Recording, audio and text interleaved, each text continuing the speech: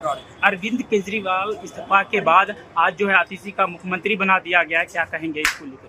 ये असली बात नहीं कह रहे हैं। केजरीवाल जिसने बेटा की कसम खाया था, आज वो केजरीवाल आज की तारीख में भ्रष्टाचार से जेल से निकलते हों और जज की टिप्पणी हो कि वो कोई सरकारी फाइल पर सिग्नेचर नहीं कर सकते। आतिशी को बना करके हरियाणा के चुनाव में ये कान रोएंगे कि मैं तो आया हूँ शहीद हो करके, जबकि भ्रष्टाचार के अंदर जेल गए हैं, बेल पर हैं।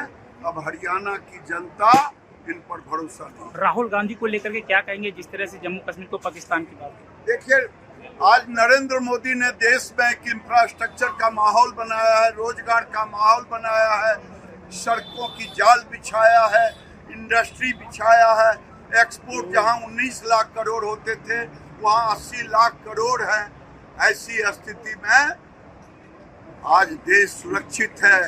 कश्मीर में 370 धारा नहीं हटता अगर राहुल गांधी जैसे टुकड़े टुकड़े गैंग होते, बल्कि कश्मीर को राहुल गांधी के हाथ में होता तो पाकिस्तान में मिला देते, चाइना को जमीन दे देते डोकलाम।